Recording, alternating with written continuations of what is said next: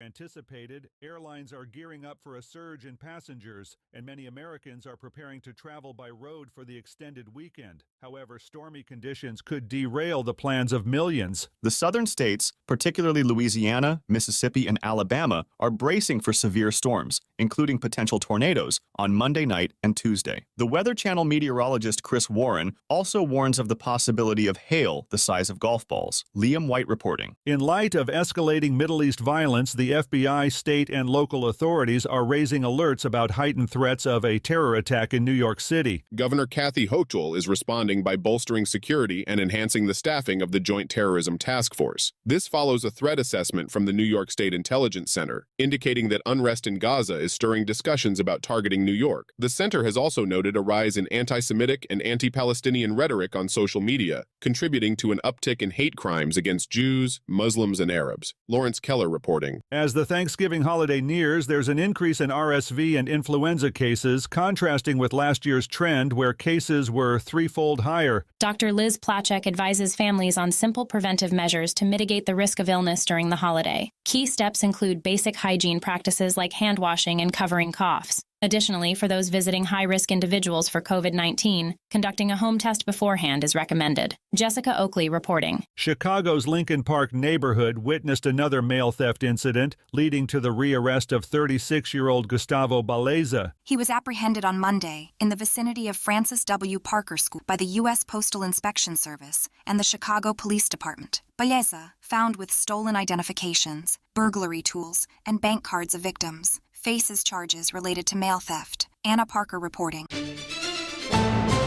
This is the latest news headlines. A tragic incident in Suriname claimed at least 10 lives following the collapse of an illegal gold mine on Monday. Rescue teams, along with police and military personnel, rushed to the rural southern region where the mine is located. Miners had constructed their own tunnels in search of gold, a common practice in the country. The cause of the collapse remains unclear. Kyle Norris reporting. In a shocking development, a 77-year-old Texas attorney, Ronald Lewis, faces allegations of smuggling drugs into the Harris County Jail in Houston. Authorities apprehended him on Friday, alleging that he used legal paperwork laced with ecstasy and synthetic marijuana to pass drugs to inmates. Found with suspected narcotic-laced papers during his arrest, Lewis is now under investigation. Michael Wallace reporting. A federal probe into a vast fentanyl ring has led to the arrest of 11 more suspects, bringing the total to 23. This extensive operation involved illegal sales and distribution of fentanyl across several states, including California, Maryland, Tennessee, and Virginia. Authorities have confiscated over 40 pounds of fentanyl powder, approximately 250,000 pills, and 30 firearms, among them 6 machine guns, as part of this crackdown. Wade Addison reporting. American Airlines flight attendants are pushing for the right to strike, potentially disrupting travel during the Christmas and New Year's period. The Association of Professional Flight Attendants, frustrated by stalled contract negotiations and lack of raises since 2019, has petitioned the National Mediation Board to declare a deadlock and authorize a strike following a 30-day cooling-off period. However, American Airlines asserts that a strike over the holidays is highly unlikely. Kevin Sanders reporting. And that's the latest news headlines with Alan Edwards.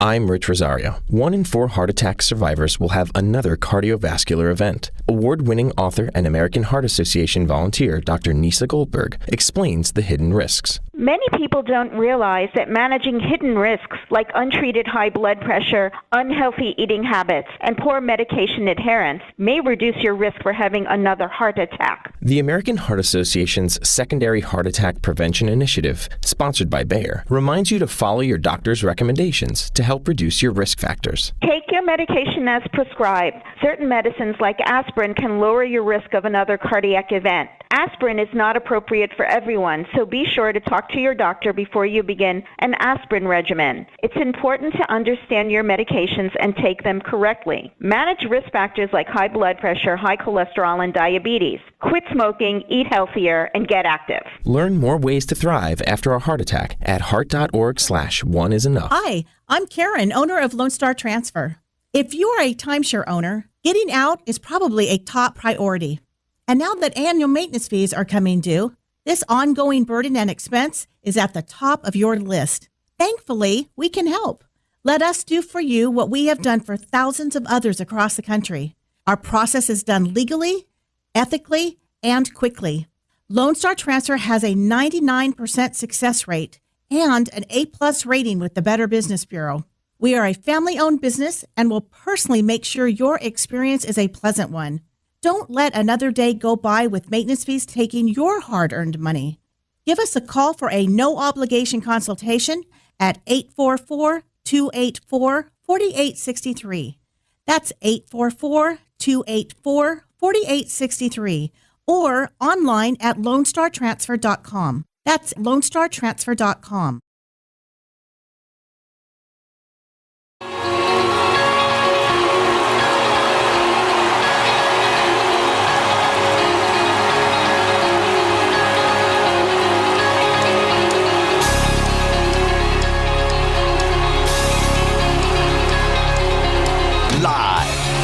This is the Jeff Santos Show on the Revolution Radio Network. Rebuilding America together, investing, activism, and supporting the middle class. Now, here's Jeff.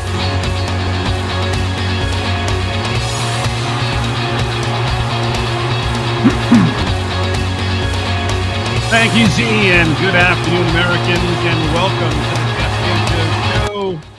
It is the day before Thanksgiving. We welcome you to the broadcast, and I wish you all a very happy Thanksgiving weekend coming up. We have a great show for you in this next hour. Again, in our second week, and next week will be our first full week on friends at AM 980 WCAP and WCAP.com. We are looking forward to chatting with you today across the world, frankly, on a number of platforms such as Facebook, YouTube, and of course, Twitch and Twitter are now X. We will replay this, of course, on those platforms, and you can just go to the search bar at those platforms, Jeff Santos Show, and put that in the search bar, and you will be able to watch it. In about 10 minutes or so, we'll be talking to the fantastic pollster out of Michigan, Lansing, Michigan, Bernie Porn will be with us. Bernie, of course, is president of Epic MRA Polling. He is been polling over the last few weeks. Joe Biden is having a major problem in Michigan. A lot of that is because of the Israeli Hamas situation. And, of course, a lot of Arab Americans, particularly in Dearborn, Michigan, we'll get a flavor of what is going on in Michigan in terms of Biden's popularity. He's underwater and has been for a long time, even before the crisis. But how does that affect the crisis of young voters, particularly those in Dearborn, particularly those who are people of color, Arab Americans in particular, of course. So all that with Bernie Porn coming up at 15 past. Then at 3:30, it is the Larrys. Our good friend Brian Garvey of Mass Peace Action. Mass Peace Action is a sponsor of the Jeff Santos Show, is out today, but we have a fantastic replacement. Former Chief of Staff to Colin Powell, Lawrence Wilkerson, will join us, as will our other great dynamic duo partner, Larry Korb, former Reagan Deputy Defense Secretary, and of course, now the Senior Fellow at the Center for American Progress. This is an interesting perspective, folks, because you will actually have from two different Republican administrations, a former Deputy Secretary of Defense and a Chief of Staff to a former Secretary of State. I must say, not every show will have that, and we're lucky to have the two Larrys with us today at 3:33 p.m. Phone number remains the same. That is 833-545-5333. You can email me, Jeff, at revolutionboston.com. That is Jeff with a J. And, of course, you can also find a way to connect with us on Twitter or X or Facebook, and that's at Jeff Santos Show. Please do reach out. There is some breaking news today in the Niagara Falls area, according to MSNBC News and CNN, FBI is investigating a vehicle explosion at the Rainbow Bridge. That's the United States-Canada border. Apparently, according to CNN, there was a person in the vehicle, and the vehicle sped up and crashed and blew up or exploded. And there are now a lot of investigations, a lot of police vehicles and law enforcement vehicles at the border there in upstate New York and the Canadian border. We will monitor the news agencies to figure that out. Today is also a awful day in American history. For many people who are Generation Z and so forth, or even Generation Y or X, if you weren't alive or, say at least 5 years old in the 1960s, and particularly on November 22nd, 1963, it doesn't mean as much. But if you were a baby boomer or you study the 60s like I do, I was born in the 60s, but had no understanding or inkling of what happened that day. But it is incredibly important to understand the impact of the Kennedy assassination. As I have said many times, America, from FDR through the first 2 years of LBJ, excuse me, was a country on the rise, was a country that, in my opinion, had the hopes of Camelot, had the hopes of the Kennedy administration. Now, a lot of people will debate this, but the fact is, and we'll ask both Korb and Wilkerson their views on this, but I believe that if Kennedy would have lived, and there's some ample evidence about this, we wouldn't have gone into Vietnam. And in my opinion, the Great Society, or at the time, the New Frontier, which was Kennedy's term, would have continued what we started under FDR. And who knows what this country would have become if we didn't get deeply involved in Vietnam, where 60,000 Americans died. So that's why it has an impact on our society. All the things that happen after that, including to where we are today, we're on the precipice of going to a fascist state if we don't win this election. And let me just say something about that. I think it is extremely important that Joe Biden continues to be the next president. He's going to have to move in a direction that I think is what I call a progressive populist direction. That includes people like Bernie Sanders and AOC. And he has to make an alliance with people like Tlaib and Cori Bush, who have come out forcefully against Israel, particularly Netanyahu, and has to separate Netanyahu from Israel. They are not necessarily the same. He runs the government now with a coalition government. But as many people are saying, when this war ends, if you want to call it that, Mr. Netanyahu, who was very unpopular prior to the October 7th tragedy in Israel that killed over 1,000 people in the kibbutzes of that country, that we are at a point now where we need to move forward to peace in the Middle East. And Netanyahu is not the person you want going forward. And that has to be something that the people of Israel have to decide on who their leaders are. But I think it's really important to see how that effort goes. We will monitor all that. We'll get perspectives from that. But this is an important time. The President of the United States, in my opinion, Joe Biden, obviously his heroes were the Kennedy family. I think he has a bust of Robert Kennedy, the father, not the younger individual who's actually running for president himself, Robert Kennedy Jr., in his desk in the Oval Office. So that's how the connection to Biden, Irish Catholic American, to the Kennedy family. With that, let's bring in, in my opinion, one of the best pollsters in the country and somebody who we rely on to when we talk about the great state of Michigan. He is the president of Epic MRA Polling. He is our good friend Bernie Porn, and he chats now with us here on the telephone from Lansing, Michigan. Happy Thanksgiving, Bernie. How are you? I'm doing just great. Happy Thanksgiving to you too, Jeff. Well, it is. Thank you. It is great to talk to you. You know, I want to do something that I usually don't do on this show, but I want to thank Chris Russo of the MLB Network, longtime WFAN talk show host. He's connecting sports in the 1960s, Bernie, to to the JFK and JFK assassination today, of course, 60 years.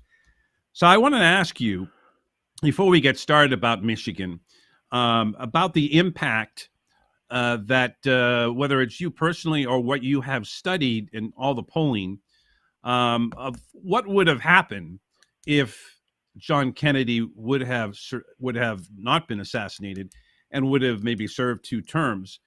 And, you know, you've been involved in Democratic politics for a long time.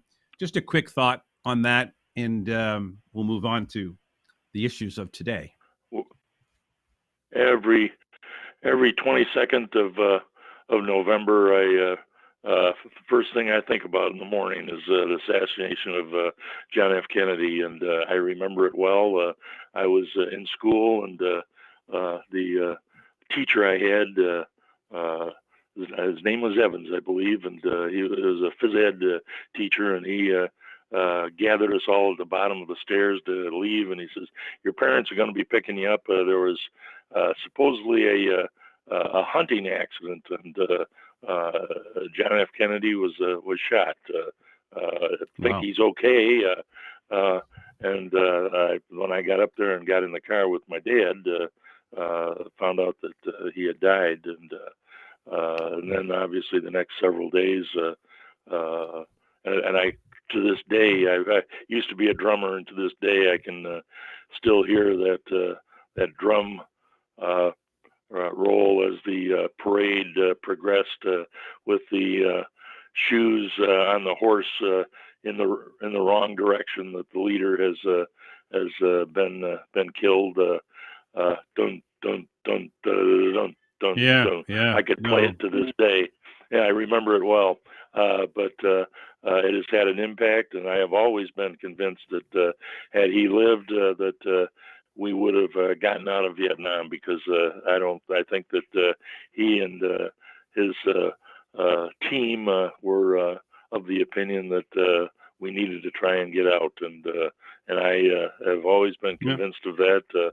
It's been a point of debate, obviously, but I think that Johnson made a mistake, and then when Robert Kennedy challenged him to lose him, as well as Martin Luther King, the 60s were a turbulent time, and I remember my mother was teaching with a woman named Mae Simmons, who was black and worked at the school district, and I used to gather with her family, and at their house they had John F. Kennedy and Martin Luther King pictures prominently displayed, and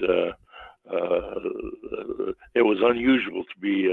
I used to hang out with the May family and go to the parks and everything else, and it was unusual for a white kid from Flushing to be so involved with a black family, but indeed that was the case. Well, no, I mean, it's anyways, it's a time that, you know, I mean, again, I was born in the 60s. I have no recollection of that event, but everybody I talked to, family, those folks who were just even 5 or 6 years older than me, understand that the impact that it had on them. And I think going back to, I believe the country changed, the Democratic Party changed after Vietnam, and in some cases we've never recovered.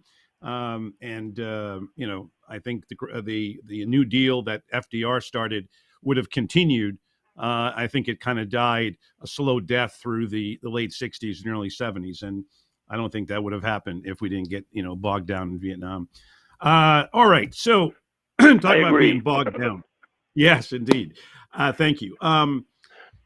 I look at what is happening now with the president. As I said, it's incredibly important for him to win the upcoming election in November. I think in order for him to do that, he needs to spend a lot of time in your state of Michigan, where he is down, and I want to get some numbers from you on that. And I think he needs to bring people who are from the progressive populist left, if you want to call it that, people like Bernie Sanders, people like AOC, even people like Tlaib, who has been very critical of him, but of course represents a very progressive district, the old Conyers district, of course, connected to the Arab American in Dearborn. So I want to talk to you a little bit about that and the importance, because we know what is on the other side is the guy who, in my opinion, should be in jail, the former president. Your thoughts? Well, I continue to think that one of my favorite days would be to see Donald Trump fitted for an orange jumpsuit.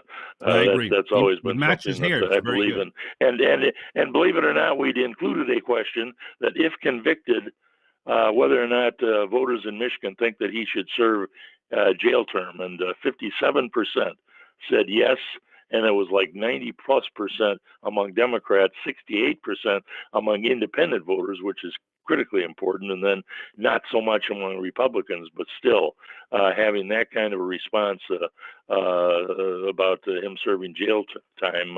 And the problem is that Joe Biden, his favorability numbers are at 37%. His job rating number in Michigan is at 30%. Favorability was 37%. And for the first time in our polling, Donald Trump has a higher favorability number at 39 than Joe Biden has at the 37. And they both have Biden at 56 and Trump at 55 have unfavorable numbers. And Trump's a little bit higher at 49, very unfavorable than Biden at 47%. But in a matchup in June, they were tied 44-44. In August, we had Biden up by 1 point, 46-45. And now, because of what has happened and everything else, Biden has slipped down to 41% with Trump at 46%. And we also included a matchup between Nikki Haley and Joe Biden. And Nikki Haley, who is unknown by 37% of Michigan voters, leads Biden by 11 points, 47-36%. Biden only gets 34% direct vote with another 2 that lean toward him. And Nikki Haley is at 42 with 5% leaning toward her. And clearly there's troubles for Joe Biden. And we also asked if convicted, whether people would be more or less likely to support Donald Trump. 44% said that they would be less likely to support him. And when you take those voters who said that they would be more likely, they're voting for Trump anyways. But among those who say that they would vote for Trump, the percentage that said that they would be less likely to support Trump, knowing that he had been convicted of a crime, that dropped him down to 40%, with 41% for Biden. So that can have about a 6-point impact if, in fact, he is convicted of a crime between now and the election. At least that's according to our polling in Michigan.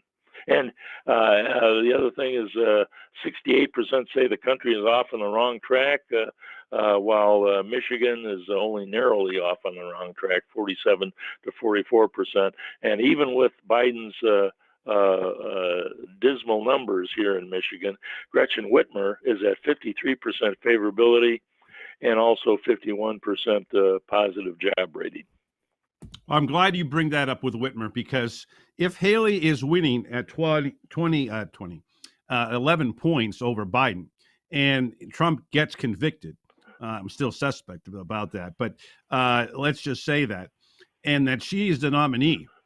Does Whitmer, in a very key battleground state of Michigan, either find her way onto the ticket, either as president or vice president, because of that? Because, there is this scenario that, and this is the propaganda when you have a lot of right-wing media out there. And of course, they have had an impact on one of the two major networks. I say two major networks, as I don't include Fox in this, which has a huge audience. But in my opinion, that's propaganda outfit, not really a news outlet. CNN, MSNBC is what I'm talking about, the two major news outlets in this country. And I think that if Haley is the person, they're going to start talking about the first woman president. And that is a scary proposition, with Biden there. Now, again, if you have Vice President Harris, you could say that, eventually. But all of these things, I want to get your quick thoughts, and we'll take a call. Well, I think that Nikki Haley is very dangerous as a potential candidate, and she has a record that I think can be attacked. And given her rise in the Republican primary, I think that they need to not only be attacking Trump, but they also need to be attacking 100%. Nikki Haley, because if it is not Trump, it is likely to be Haley. Right. I it's agree. Not going to be DeSantis, and Democrats, we were just talking about this like yesterday, right? With the grandson of Franklin Delano Roosevelt, Jim Roosevelt, that you got to tie even to more moderates like Hogan in Maryland and Charlie Baker, who left a real pile of manure at the doorstep of now Governor Healy here in Massachusetts on the MBTA, and now it's be $24 billion to run a fantastic system for many, many years, did it through college and so forth. And I think Haley has to be tied to Trump and the entire Republican Party. With that, let's go to our good friend Mark in San Francisco, who I believe has the same philosophy on this. Mark, you're next with Bernie Porn. Go right ahead.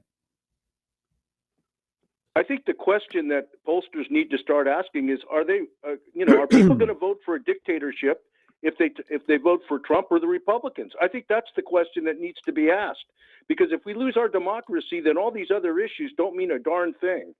And I think that Gretchen Whitmer and Mallory McMorrow, they need to get out there in Michigan and tell people what's at stake, because these are two powerful women that have a great voice, and they need to get out there and tell Michigan what's going on here. And the other thing is, Biden is a president that backs union workers. And I haven't seen a president that's been this labor friendly in my lifetime. So I think this needs to change. We've got to start asking, are people ready to give up their democracy for a dictatorship? Well said. Bernie? I agree. I agree wholeheartedly. And as a matter of fact, dictatorship and the potential loss of our democracy is the other major issue that I think Biden needs to be dealing with. And clearly that is an issue that, if I were in politics of the presidential election, unlike the current crowd, I would not shy away from name calling. And one of the things that I would certainly say regularly is Dictator Donald, because I think that is Dictator what he wants Donald. To become. Yep. He that is exactly what he wants to become. Well, that's what he wants to weaponize the Justice Department. He wants to weaponize the Justice Department, and he wants to get back at the people that have opposed him in the past. And he's not going to care about the American public. He's just going to care about retribution. I hear you. Bernie, have yourself a happy Thanksgiving. Enjoy it, my friend. We will talk to you soon. Take care, my friend. Happy Thanksgiving. Bye-bye. Thank you, my friend. It is the Jeff Santos Show. We'll be right back. The Larrys, Wilkerson, and Korb after this. Time out.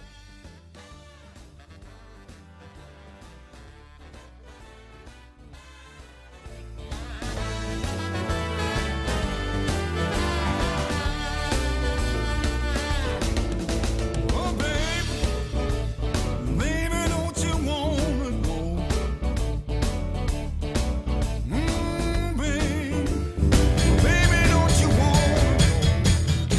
You don't have to wait for amazing deals on a new floor. Get spring Black Friday deals right now at Lumber Liquidators Flooring. This week, save up to 35% on gorgeous hardwood and waterproof vinyl floors. Plus, we can arrange for installation by professional, independent contractors. And with special financing, you can get started today. These are the floors homes are built on. Lumber Liquidators Flooring.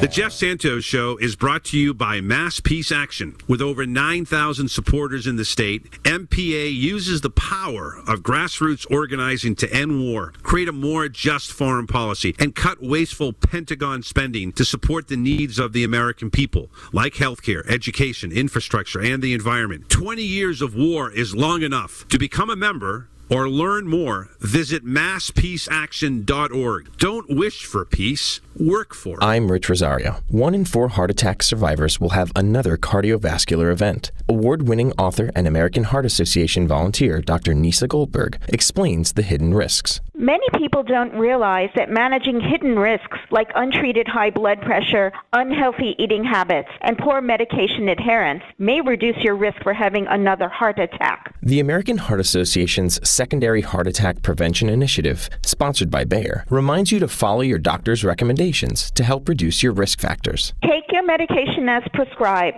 Certain medicines like aspirin can lower your risk of another cardiac event. Aspirin is not appropriate for everyone, so be sure to talk to your doctor before you begin an aspirin regimen. It's important to understand your medications and take them correctly. Manage risk factors like high blood pressure, high cholesterol, and diabetes. Quit smoking, eat healthier, and get active. Learn more ways to thrive after a heart attack at heart.org/oneisenough. Hi, I'm Karen, owner of Lone Star Transfer.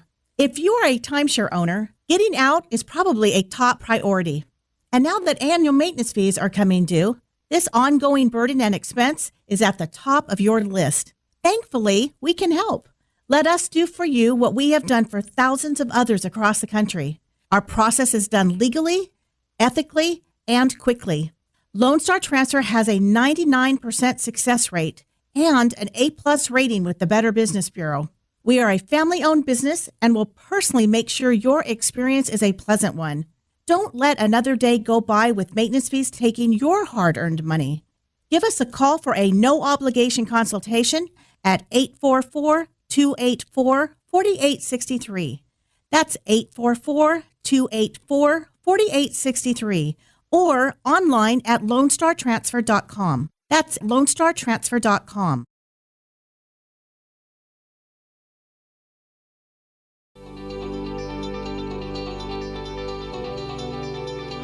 Supporting the middle class.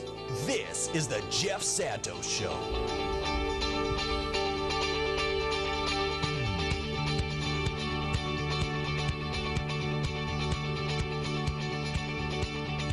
"33 minutes past the hour. It is the Jeff Santos Show, coming to you live from the South Coast here in the Commonwealth of Massachusetts. Again, folks, I wish you all a very happy Thanksgiving. Be safe out there. And again, if you want to watch any of the programs that we have done over the last few weeks, you can go ahead and check out on the platforms of Facebook, YouTube, Twitch, and Twitter. Of course, now X. And you can do so by going to the search bars at those platforms, put in Jeff Santos Show, and you can do it. So maybe after turkey and the second or third helping, you want to do something in between the football games, be my guest. All right. It is so great to have two distinguished gentlemen who served in the administrations first of Ronald Reagan, and that we talk about former Deputy Defense Secretary and a regular contributor to the Jeff Santos Show, Larry Korb, of course, now a senior fellow at the Center for American Progress, also a Vietnam veteran. We'll get to that in a second. And Lawrence Wilkerson, retired United States Army colonel and the former chief of staff to the late Secretary of State, Colin Powell. Gentlemen, it is great to have you both on the program today. Obviously, we want to get into the issue of Israel and Hamas, but it is November 22nd, 1963. And as I asked my last guest, Bernie Porn of Epic MRA Polling, and I had my own view of this, I was not of age as an adult when John F. Kennedy was killed. But I believe that he had, if he had lived, he would not have kept us in Vietnam, or maybe not even have gone in there. And I think that would have changed the entire direction of this country. And who knows? I mean, I personally, as a Democrat and a progressive, think that the New Deal would have continued. We wouldn't have had, a lot of things that have happened from 1966 on, kind of the escalation period of Vietnam. Larry Korb, you were there in Vietnam. Let me ask you your thoughts about today, November 22nd, 63, the impact, and how you feel that if he had lived and maybe served a second term, that you may have not gone to Vietnam, or at least not for a very long period of time. Well, I remember that day very vividly because I was in San Diego getting ready to go to my first air squadron up at Whidbey Island. And we thought that the Russians or the Soviets had done that. Similarly, I think when you take a look at the whole history of Vietnam, had Kennedy been reelected, I don't think we would have gone on the way we did. It's pretty clear Johnson kept adding to it because he was afraid that if he didn't stand strong there, he couldn't get his great society. And, I wrote a book about the Joint Chiefs of Staff, and I interviewed all the people, who were there, Maxwell Taylor, Robert McNamara, and the other people. And it was pretty clear that that's one of the reasons that Johnson kept adding to the people. And one of the other things I also remember was the whole Gulf of Tonkin incident was not true. Was my commanding officer when I was in Patrol Squadron 1, he had flown in World War II, and he read the stuff and he said, that didn't happen the way that they're saying. Wow. Well, there's so much to investigate into that war. Larry Wilkerson, great to have you here, sir. Thank you for your service. Your thoughts about today, and again, going to what Mr. Korb said about Vietnam and how that changed things, and if Kennedy would have lived. Your thoughts.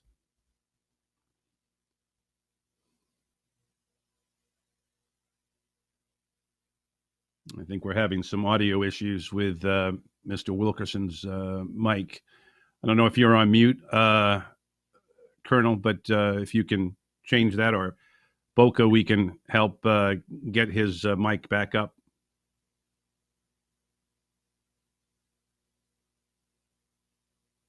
Yeah. Yes.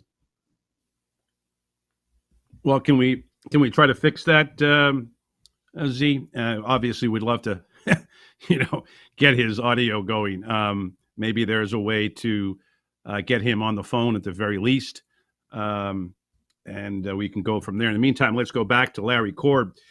So, Larry, as we try to get the Wilkerson audio squared away, maybe we can get him on the phone. I hope that, what we're doing right now with the situation in Israel and Hamas, that we can pull together what I think is a really important piece. You and I have talked about the people behind the scenes, and I think it is really important that the pressure continues by those on the progressive side of things internationally to put the pressure on Biden, to put the pressure on Netanyahu. Your thoughts about this? And are you hearing about some of the heroes here, whether they are, as some have reported, our friends at Democracy Now! And Amy Goodman, that there are, and Mr. Levy talking about it, the former aide to Rabin and Barak, that a lot of the people who are families of the hostages who were taken by Hamas are the ones who are putting pressure. But there's also pressure from here in America. Your thoughts about how this is all coming together? Well, I think Biden deserves a lot of credit. We now know that he's had 13 phone calls with Netanyahu since this attack occurred. And he has been working with the government of Qatar and the Egyptians to come up with this deal.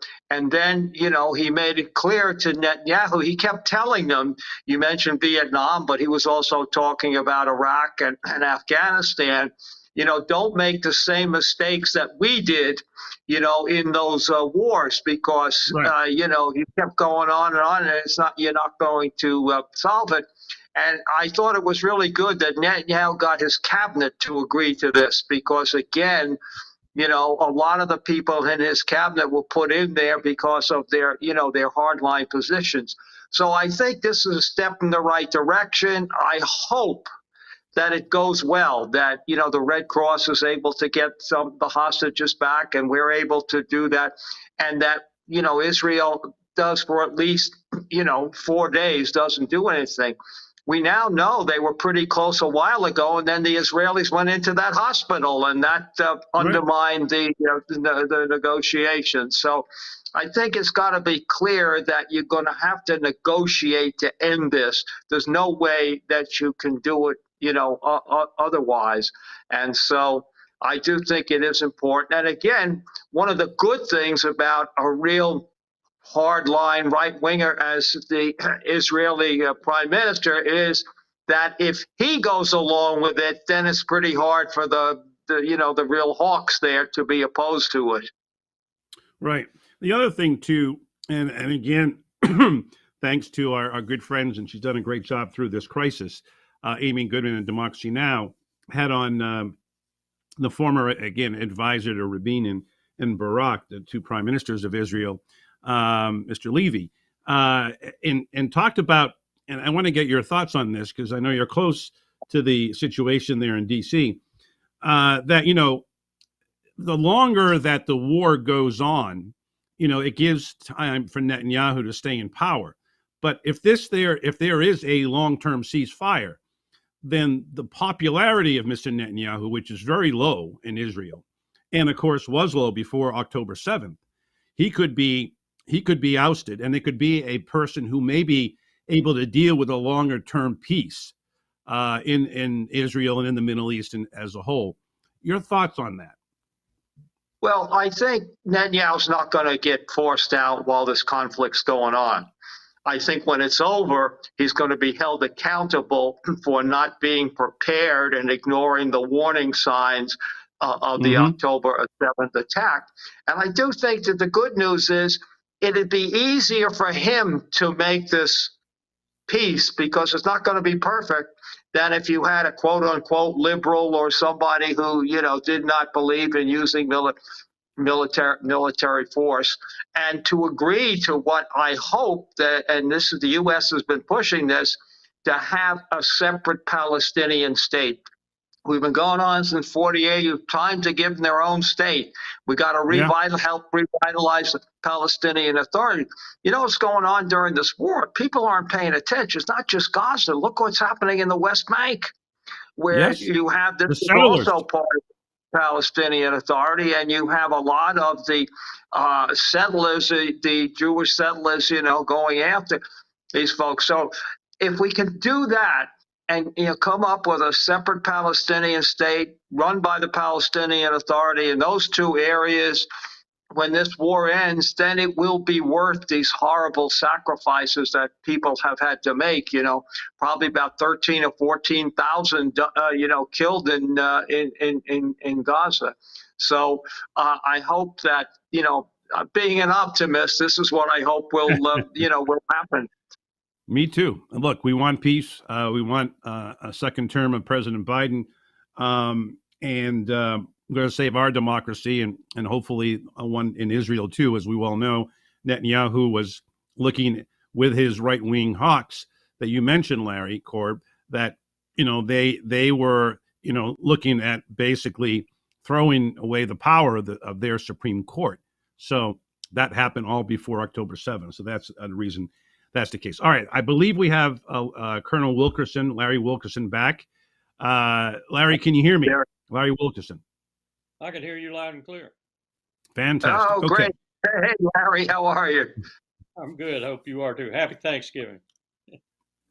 Happy Thanksgiving, Colonel. All right. So I want to get your thoughts on the Kennedy thing right away, but later on before we go off. But to what Mr. Korb has been saying, since you're both Larrys, I'll use his last name.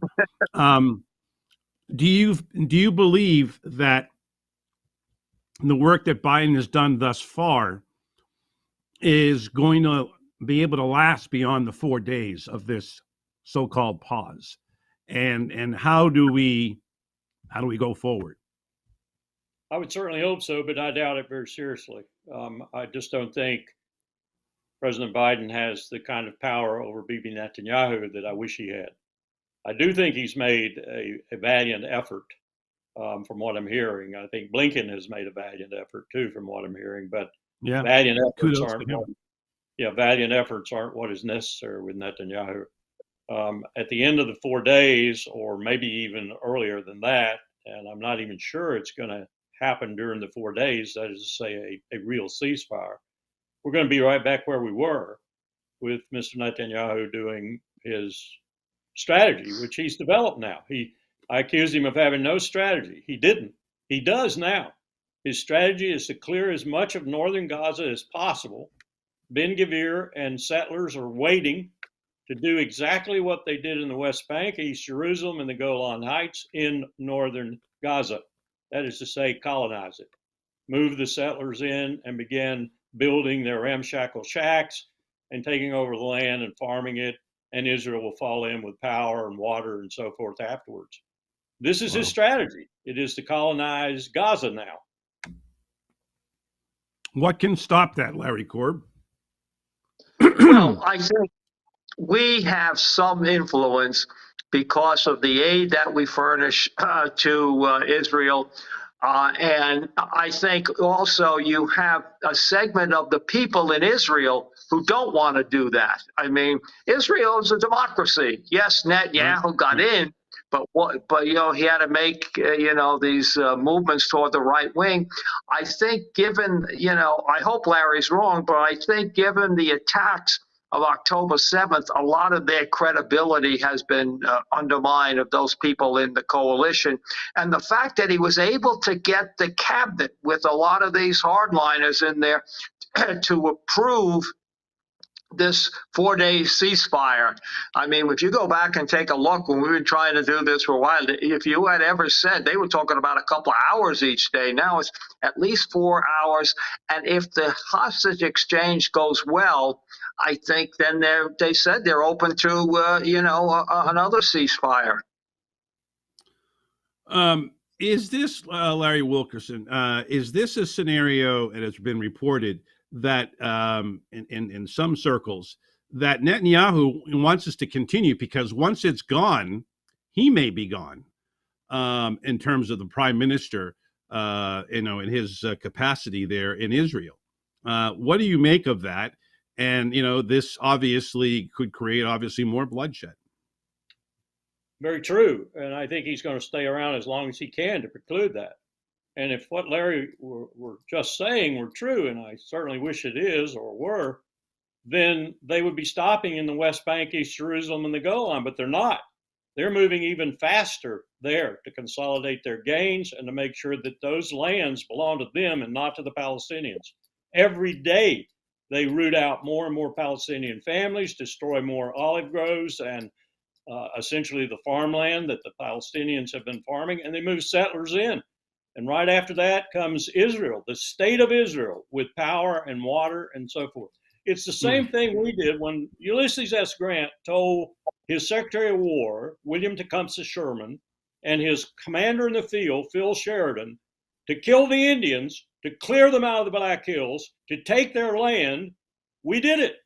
That's exactly what Netanyahu is doing. So in that sense, we have no leg to stand on. Yeah, we did this, but we did it 175 years ago. The world has evolved. We should have learned. The world should have learned. Well said. I want to go to the phones here and bring in our good friend John from Minnesota, from Minneapolis. You are next with Lawrence Wilkerson and Lawrence Korb. Go right ahead, John. Yeah, I think Netanyahu is making a big gamble, and I'm hoping that it doesn't work out, that, cooler heads prevail in Israel. I mean, he is actually creating an authoritarian state. There was also on the same broadcast, Amy Goodman had shown or talked with a historian, a school teacher who was fired, lost their license, and put in solitary confinement for, saying something positive about, trying to protect Palestinians and helping Palestinians. I mean, I didn't read exactly what he wrote, and this was even before October 6th. They went through all his, communications and emails, and this is what's going on. And I think that it's going to blow up in his face because, people who are affluent and have tasted, freedom and democracy really take they don't like being bullied by right-wing fanatics. But it's interesting. I mean, this is the rise of right-wing fanatics in this country, in Europe, in Israel, and this is the result. I would have hoped that mankind has moved past that, but that's all I have to say. It's just I think great points. Astounding, just astounding. Yeah. Thank you, John. Larry Wilkerson, your thoughts on what John had to say. Thank I you. recommend to everyone a 2015 speech by Gideon Levy, Haaretz, who's one of the most courageous journalists I've ever met. He gave that speech at the same time I gave a speech at the National Press Club. Mine was on Israel as a strategic liability rather than a strategic asset. But his speech was just groundbreaking. Yeah. That speech is on YouTube right now. It's been resurrected. And he describes what Israel has become. And I'm not just talking about Bibi Netanyahu. I'm talking about a lot of Israeli citizens who voted for Bibi Netanyahu. Now, granted, there are a lot of Israelis who don't agree with it, who don't go along with the policy. But as Gideon says, this is not just the fault of Israel. It's the fault of the United States. And he makes a dramatic statement where he says every 250-pound bomb that flies off that F-16 and kills children on the ground in Palestine, that is your fault, United States of America, as well as Israel's fault. Thank you, John, for the call. Appreciate that. We can take that audio off Z. Okay, Larry Korb. The thing is, to me, I think it's really important in what Larry Wilkerson just said. The pressure that Joe Biden is putting on those 13 calls that you talked about, to me, it has to come from every other leader in the Western world, because it's got to be kind of a full court press. Because if what Colonel Wilkerson is saying, if they're going to continue to build the settlements in the West Bank and the Golan Heights and so forth, you're going to have more chaos. And as someone said early on this whole effort by the IDF, the Israeli military machine, that what you're getting is creating more terrorists. And to me, that's really what's at stake here. I don't know what happened here in the Canadian border in Niagara Falls today. I don't know if that has anything to do with it, but you're creating this. And to me, that's what I think a lot of people, Biden included, but the rest of the world has to say, look, we don't want World War III here. And if, your thoughts, Larry Korb. Well, the United States and the European Union have both made a statement that they don't want to happen what Larry Wilkerson was talking about. And again, I think when this conflict dies down, however it does, it'll be hard for Netanyahu to stay in government because they're going to have a commission that's going to investigate what happened. You were supposed to be strong on defense, and look what happened. You didn't pick up any of the signs. Plus, I think, his position governing where he was going to avoid the Supreme Court. And, what happened, a lot of people stopped going to their military drills because of what he was doing. So you do have other opinions in Israel. And I'm hopeful that they will use this horrible situation as a way to deal with the problems that have been festering really since 1948 in terms of who runs what and everything like that.